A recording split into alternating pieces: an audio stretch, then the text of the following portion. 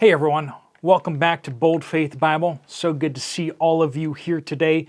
Paul has just made his defense here in the book of Acts. He has shared his testimony of where he had been and how God got a hold of him and changed him. And now we're going to see the interaction between him, Festus, and King Agrippa as they kind of wrap their minds around what Paul has just shared with them. We're going to see the reactions, and if you've shared the gospel or shared your testimony with people who aren't Christians, you may have gotten some of these reactions. But we must remain faithful in the midst of it all, always taking every opportunity and trusting God for the results. Before we dive into the text here in chapter 26 of Acts, let's have a time of prayer and confession to make sure our hearts are in the right place. Let's pray. Lord God, we pray that you would guide our hearts this morning. Help us to see your word and understand what you're saying to us. Lord, help us to walk in your light and do what is pleasing to you. Lord, we lift up our sins and our failings to you now in this time of confession.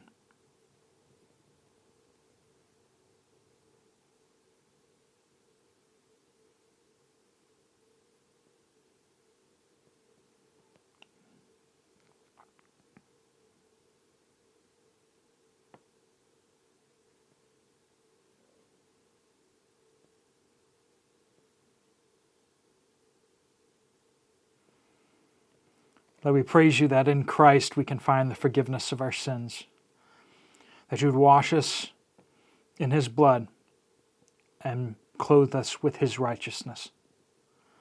Lord, we pray all these things in Jesus' powerful name. Amen. Acts chapter 26, starting in verse 24. So he shares where he's been, how he was a persecutor of the church, and how Jesus told him to stop, took him from the miry clay and set him on a new path. Verse 24. As he was saying these things in his defense, Festus, this is the Roman governor, he says, exclaimed in a loud voice, "You're out of your mind, Paul. Too much study is driving you mad." But Paul replied, "I'm not out of my mind, most excellent Festus. On the contrary, I am speaking words of truth and good judgment. For the king," who is the king of Judea, right? "For the king knows about these matters, and I can speak boldly to him. For I am convinced that none of these things have escaped his notice, since this was not done in a corner. King Agrippa, do you believe the prophets? I know you believe." Agrippa said to Paul, "Are you going to persuade me to become a Christian so easily?" Right there, Paul hadn't said Christian up to this point. King Agrippa, he already knew the term because it was in Antioch, where Paul was sent out of from Syria, where they were first called Christians. So he had already heard this name all the way from Syria down to Jerusalem. He knows about this sect. "I wish before God," replied Paul, "that whether easily or with difficulty, not only you, but all who listen to me today might become as I am, except for these chains." The king, the governor, Bernice, and those sitting with them got up, and when they had left, they talked with each other and said, "This man is not doing anything to deserve death or imprisonment."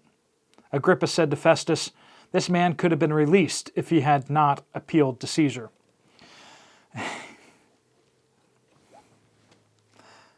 You can just imagine Paul when, if you ever heard those words, somehow Luke heard those words. He'd been languishing in a cell for 2 years, and everybody knew he was innocent.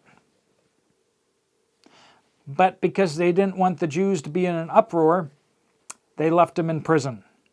So he could have been released if he hadn't appealed to Caesar. But here's the question: would he have ever been released?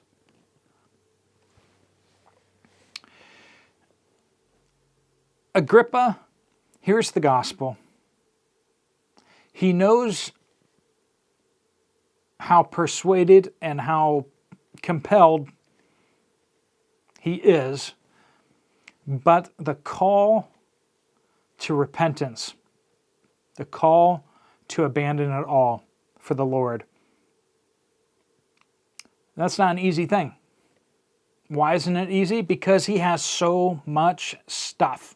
He has so much authority. He has so much going for him.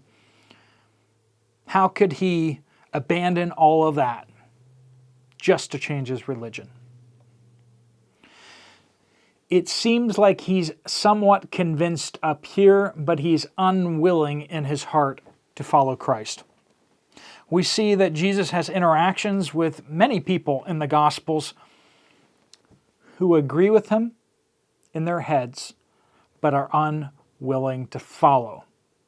Friends, I do not want in any way, shape, or form to present being a follower of Jesus, being a Christian, being born again as something where you learn facts and you decide that you kind of agree with them. Friends, you must abandon your life. You need to place your trust in Jesus Christ. That means taking it off of all the things that you've trusted in the world and put that trust solely upon Jesus. When we cast ourselves upon him and cry out for mercy, we will find it. But if we hold back, if we diversify our insurance policies, if we keep living our lives the way we want to live them, there is no promise in this book. There is no promise in this book. This book has promises for those who overcome, for those who have been transformed, for those who abandon it all to follow Jesus. That's what this book is about. It's written to those who will become Jesus' disciples, who will become his followers, who will imitate Jesus, not those who will clap for Jesus. Going to church and clapping, going to church and listening to the music, going to church and hearing the words, or even on this channel, hearing the words but then not being transformed. There's no promise. You're either saved or you're not saved. Agrippa heard it all. We're told elsewhere that, even Satan himself believes, the demons believe God. They know. They know that God is real. They know that Jesus is real. They know Jesus is the Messiah. Demons believe that. Are they willing to repent? Nope. No, they're not. The difference between a believer and an unbeliever comes down to this thing called repentance that he just shared about. That they should repent and turn to God and do the works worthy of repentance. Do the works. A transformed life. Open up your hands and cede control to the Lord. I'm not saying we walk perfectly, but when you come and lay yourself down before the Lord in repentance, there's no caveats, there's no holding back. Well, I'll confess these things to God, and I'll let him clean this mess up, but over here, I kind of like this sin. I'm going to hold on to this. God, just fix that. My finances are a mess, Lord. Could you just fix that for me? Maybe I'll take some leaps of faith here to tithe, to give to the church, to give to the poor and missions. But over here, I'm going to hold on to these things. My anger issues, I'm just going to keep on those. I'm not going to fix that. That's not really a big deal. Or the choices that you make relationally.